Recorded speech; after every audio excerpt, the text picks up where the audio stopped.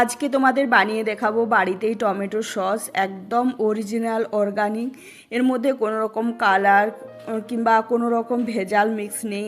Original tomato দিয়ে, বেশ ভালো উন্নত মানের টমেটো দিয়ে এই সসটা তৈরি হয়েছে।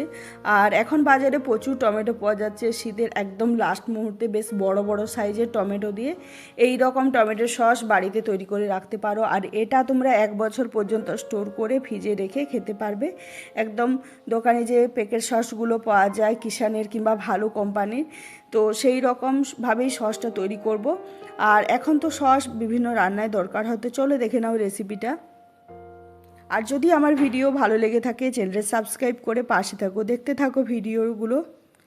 এখানে আমি প্রায় 2 কিলো টমেটো নিয়েছি, আর দেখতেই পাচ্ছ টমেটোটা বেশ বড় বড় সাইজের। আর একটা টমেটোকে 4 টুকরো করে নিয়েছি এই রকমভাবে। আর মানে উপরে যে বোটাটার জায়গাটা থাকে সেই জায়গাটা মোটাটা ওটা কেটে ফেলে দিতে হবে। আর এখানে প্লেটে কিছু মশলা নিয়েছি, যেমন এটা হচ্ছে কাশ্মীরি মির্চ, একদম এর কালারের জন্য এটা ব্যবহার করা হচ্ছে। আর সাথে নিয়েছি এখানে দারুচিনির পরিমাণটা লাগবে। আর এখানে নিয়েছি এই যে জায়ফল, জয়িত্রী, স্টার অ্যানিস নিয়েছি একটা, লং নিয়েছি।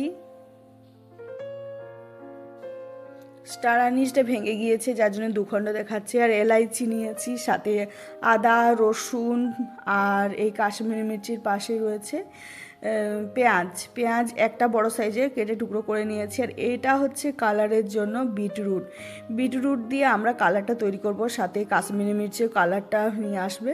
তো দেখতে পাচ্ছি এটা বড় সাইজের বিটরুট কেটে নিয়েছি, টুকরো টুকরো করে নিয়েছি। আর এটা নিয়েছি তেঁতুল। এখানে এই এতগুলো তেঁতুলের মধ্যে 3-4টে তেঁতুল আমরা এখানে ব্যবহার করব, বাকি সব রেখে দেবো। এরকমভাবেই বাজার থেকে কিনে নিয়ে এসেছি। তেঁতুলের কাইগুলো দেখতে পাচ্ছি একদম ফ্রেশ রয়েছে। এটা জলে ভিজিয়ে এই তেঁতুলের কাঠটা টমেটো সসে ব্যবহার করা হবে।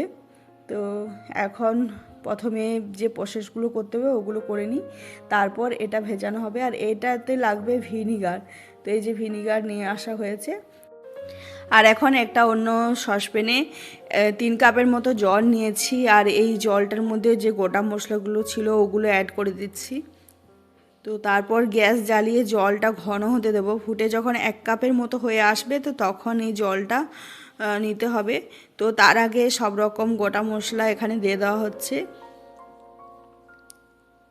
গ্যাস জেলে এটা যখন 1 কাপ হয়ে যাবে তো তখন এটা এরকম একটা ছাঁকনির সাহায্যে একটা কড়াইয়ের মধ্যে স্টেন করে নেওয়া হচ্ছে।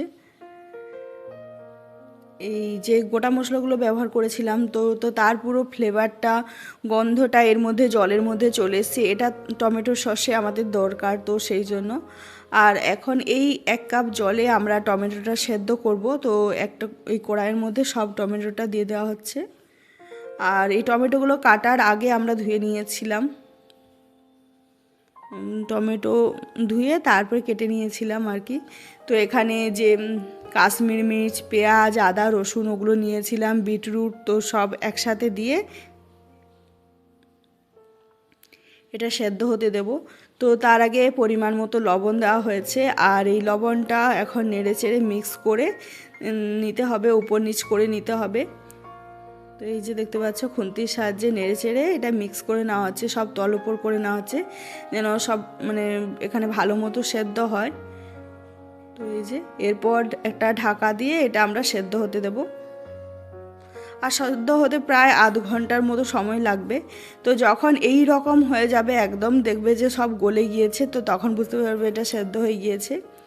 তো এখন একটা পাত্রের মধ্যে এটা আমরা নিয়ে নেব। গ্রাইন্ডার বক্সের যে বক্সগুলো আছে তো তার মধ্যে দিয়ে এটা একটা পিউরি বানিয়ে নিতে হবে, পেস্ট বানিয়ে নিতে হবে।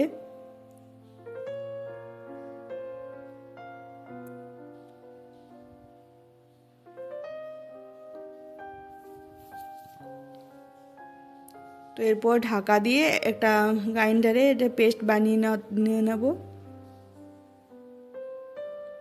এই যে পেস্ট বানানো হয়ে গিয়েছে। আর এখন একটা চামচের সাহায্যে এটা উপর থেকে মানে একটু নেড়ে চেড়ে স্টেন করে নিচ্ছি একটা বড় ছাঁকনির সাহায্যে। এই যে তাহলে একদম ফ্রেশ পিউরিটা বেরিয়ে আসবে। আর টমেটোর যে বীজ, তারপর লঙ্কার যে বীজ, তো সব এখানে স্টেন হয়ে যাবে। তো দেখতে পাচ্ছ খুব সুন্দরভাবে এরকম নেড়ে নেড়ে এটা খুব সুন্দরভাবে স্টেন হয়ে যাচ্ছে।